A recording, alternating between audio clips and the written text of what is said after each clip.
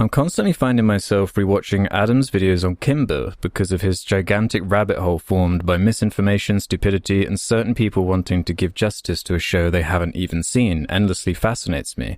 What other media copyright cases have endlessly fascinated you guys? And just a side note, what was the funniest thing you discovered while going through the Kimba-spiracy, Adam? Yeah, start with that. What was the funniest thing I discovered? I don't know. That TED Talk was pretty funny because that was like my live reaction to.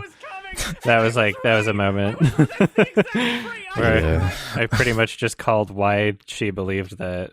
And that's all. I don't know. Just a lot of it's just so embarrassing. Where it's like, how can you get up on stage in front of people and talk about something you haven't watched? Like, how can you do that? Yeah, so you just not expect anyone to check ever. Yeah, I guess no one did until. Well, no, it's like having so much blind faith in just other people said this, so it must be true, sort of thing. Yeah, like I encourage a lot of healthy skepticism. Don't go full fucking like QAnon, everything's a conspiracy or anything. Obviously, you want to be able to do your own research and verify things, but I don't know. It's just it's really just this game of telephone where. Nobody would have believed this if just people were willing to watch an anime, but nobody wanted to watch it because it is a very exhausting, very long, over 3,500 minutes worth of shit. yeah. It's just easier to parrot. And it fulfilled the narrative. I hate Disney too, obviously, but just because it seems like something they would do does not necessarily mean that that's the case. And then just Twitter threads of people just making shit up without any evidence to it. Fuck, I don't know. There's just a lot of nonsense. The Simba King of Beasts comic was a pretty great revelation also of just like, oh, here's all these frames from the comic that look suspiciously similar to things in Kimba. This proves my point even better, so. Yeah. Other copyright cases that fascinate us? I don't know. I do like the story of Fistful of Dollars and the Kurosawa, what you said about it.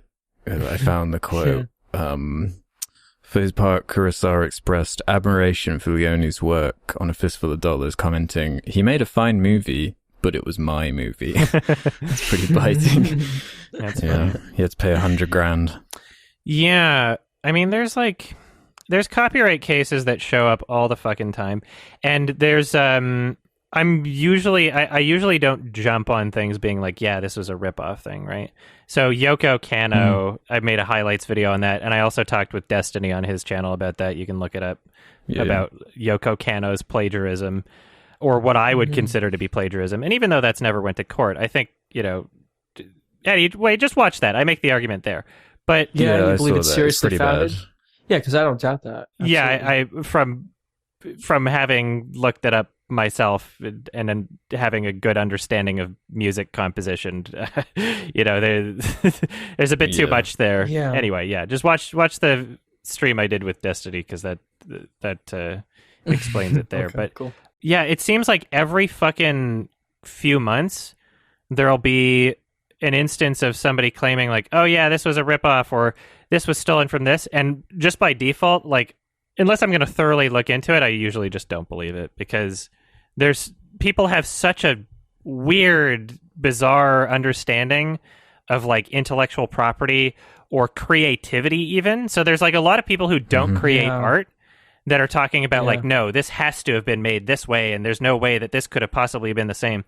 And even for things that I hate, like Two Distant Strangers, which was a really shitty short film that won the Oscar this past year. There was news coming out after that where it's like, oh, this was ripped off of a film from 4 years ago called Groundhog Day for a Black Man. And as much as I hate Two Distant Strangers, there's still another part of me that goes like, okay, there's also a lot of other Groundhog Day properties. If somebody wants to make a Groundhog Day spin-off short film and they're social justice minded and they think, oh, what would this be like for a black guy? Of course it's, this is the topical thing. Of course it's going to be like, no matter what I do, I'm shot by the cops, right? Like, there's you can come to that conclusion independently of having seen the other thing. Like, it's a reasonable thing where I could be like, oh yeah, two people could have made this and not know. Yeah, those like LMN Lifetime movies. Yeah, those LMN Lifetime movies or like Netflix movies, almost all of them are about like Groundhog's Day type stuff. Like it's Yeah. a very Mhm. common trope. Yeah. Yeah. It's very common. Yeah, you are right. Yeah. That's kind of how I felt about it when I saw that. I'm willing to give the benefit of the doubt in the majority of cases. It's just I just feel like art, especially filmmaking, is very collaborative and almost like a community. Like once you add to that, everyone's allowed to take from it. Yeah, the line between like owning and stealing. Yeah, like this copyright thing, like for huge companies, that's like Walt Disney. They should not be stealing people's songs or whatever. But Yeah. for little artists, it's very restrictive, these rules.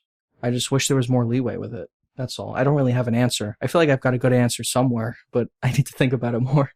I just think it's mostly bullshit. I think that the majority of people commenting on these pop culture, like, oh, this ripped off this thing, are people who have no fucking idea how art works, how art is made, how creativity works. That's the whole point of your most of video. these people have never actually created something unique or original, and so in their minds they think like, oh no, because in order to have the same, if this is similar, then it has to be a ripoff sort of thing. Like I don't know, Because they think it's like a high school paper. Yeah, I just think a lot of people who should not be having these conversations are having these conversations. Yeah, Just yeah. zero comprehension of how these things work. Mm-hmm. Like that Katy Perry Dark Horse thing, like that was bullshit. I think most people recognize that one to be bullshit at least.